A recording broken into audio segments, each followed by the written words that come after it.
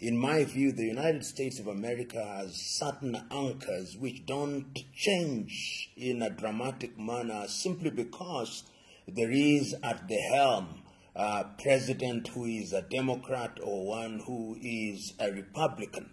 Of course, there are certain things that will happen a lot more prominently when a Republican president is in power.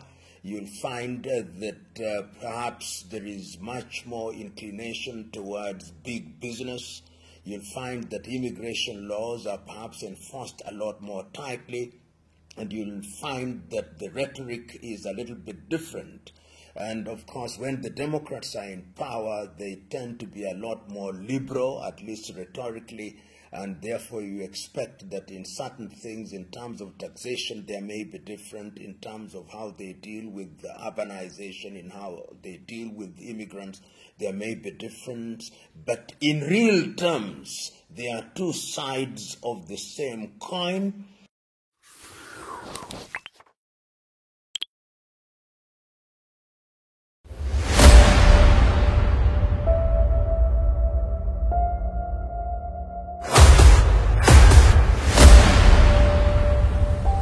This is the journey to One Africa.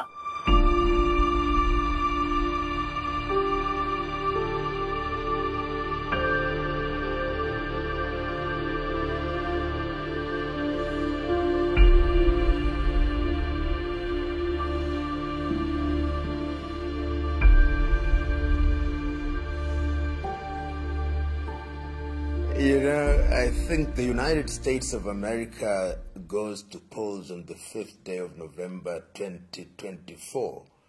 And for the first time, perhaps there is a viable female candidate in Kamala Harris. That is not to say that Hillary Clinton was not viable. Remember that Hillary Clinton did actually win the popular vote, with Trump winning the electoral vote. So the possibilities are there. But remember that this is an election that is too close to call. If you look at the numbers, if opinion polls are anything to go by, it would not surprise anyone who is looking at the crystal ball if either of the candidates were to win the elections on the 5th day of November. But it's too close to call. A viable female candidate is present on the ballot. I've always held the view that the Democrats and the Republicans in the United States of America are two sides of the same coin. So that in terms of international relations, I do not think that anything changes fundamentally. In my view, the United States of America has certain anchors which don't change in a dramatic manner simply because there is at the helm a president who is a Democrat or one who is a Republican. Of course, there are certain things that will happen a lot more prominently when a Republican president is in power. You'll find that perhaps there is much more inclination towards big business. You'll find that immigration laws are perhaps enforced a lot more tightly. And you'll find that the rhetoric is a little bit different. And of course, when the Democrats are in power, they tend to be a lot more liberal, at least rhetorically, and therefore you expect that in certain things, in terms of taxation, there may be different, in terms of how they deal with the urbanization, in how they deal with immigrants, there may be difference. But in real terms, there are two sides of the same coin.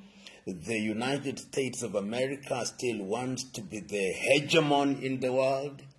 They want to control affairs. They want the dollar to remain the dominant currency in the world. They want their military to be the strongest in the world. They want to dictate what happens not only in the continent of Africa but in Asia. They want to be dominant in business. They want to be dominant in science. And it matters not who is at the helm, because I think beyond the faces And in spite of the faces, whether Republican or Democrat, there is something that the American administrative machine does in the interest of the United States of America. It is very difficult to predict, particularly the wars that are going on. That is, the major wars that are alive today is the war between Israel. Initially started, as we know, with Hamas, has now gone to Hezbollah, is now brought in the Houthis, and is threatening to bring in the Iranians. And this is the one area where I think the combatants have waded so deep into blood, speaking metaphorically, that it is as tedious to go forth as to come back. And we have seen the many forays that have been made by the U.S. Secretary of State, Mr. Blinken, in the Middle East. And yet there is nothing tangible that has come about. We have also seen the rhetoric as regards the war between Ukraine and Russia, and we see that the war is no longer just a fight between Russia and Ukraine. Members of NATO are very active, rhetorically and otherwise, and are helping the Ukrainians materially and logistically.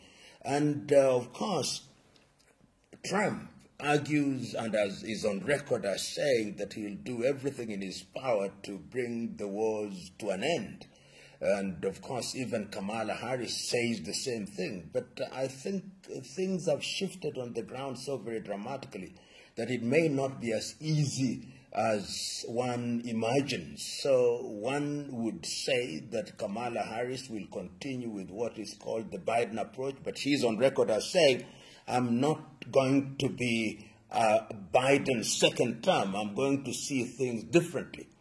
And Trump, of course, was a former president, and the argument was in the United States that he had rapport with President Putin of Russia, and that could very well help in resolving the conflict in Europe between Russia and Ukraine. And you remember at one time, when Trump was the president, he also had very tough words against NATO, asking them to pick up the bills. So I am of the view, which is subject to being second-guessed, that a Trump presidency may very well be the presidency that will quicken the end of the wars.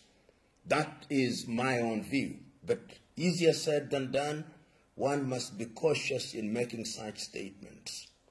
I've always held the view that nothing changes dramatically, and I say this because the United States foreign policy, when one talks about Kenya or Africa, remains fundamentally constant. But there are those who observe, and I'm one of them, that during Republican presidencies, the United States of America does appear to support many more programs than during the Democratic presidencies, which is full of rhetoric and short on action.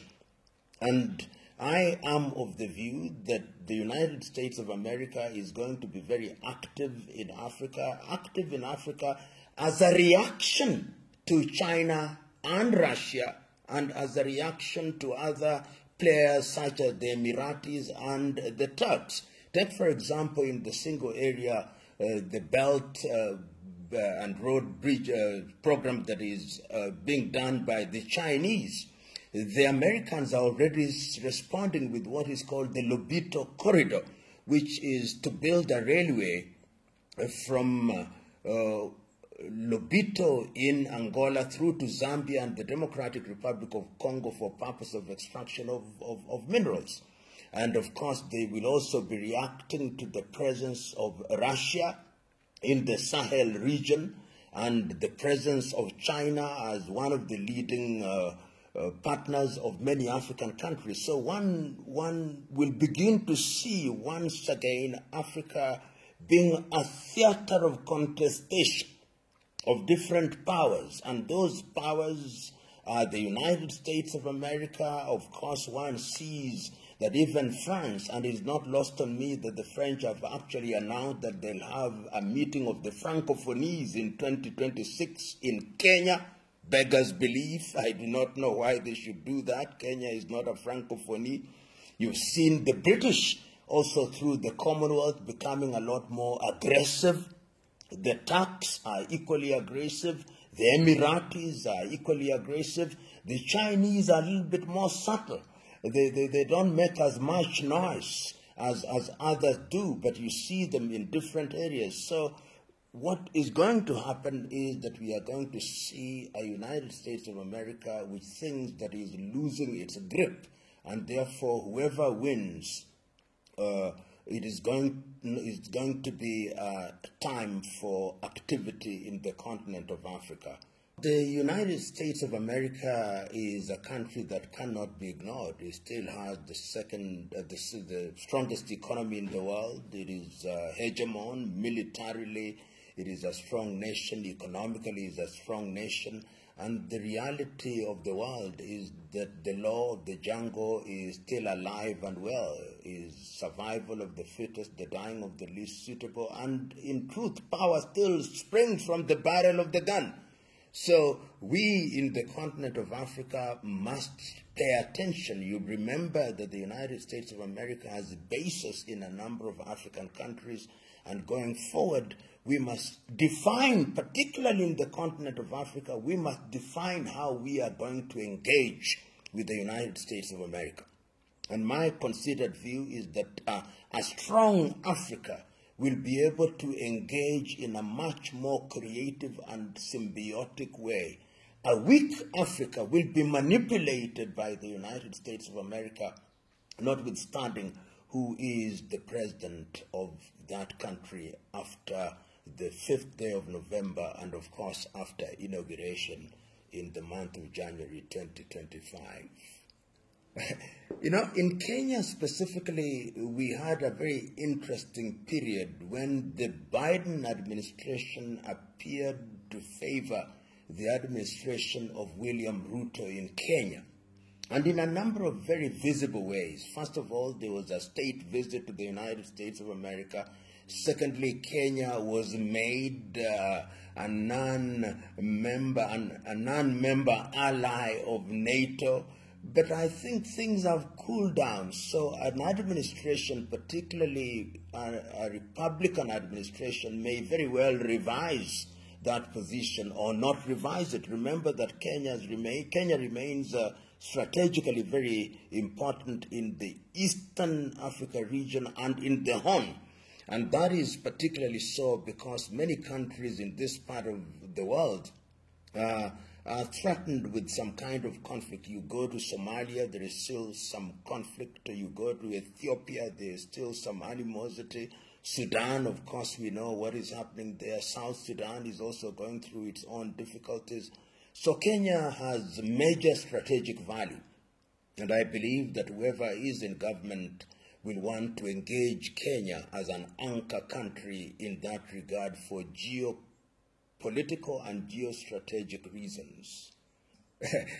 The use of celebrities is something that Americans do over the years, and there is nothing wrong with using people who can bring in the votes. That tells you also the change in the American demography, because celebrity appeal to a certain category of the voters, particularly the younger voters, some say even the black voters, and for that reason, I think every side in the divide is using them because they are using all means necessary to attract the voters, and specifically the younger voters who are attracted to these celebrities who are sometimes referred to as influencers.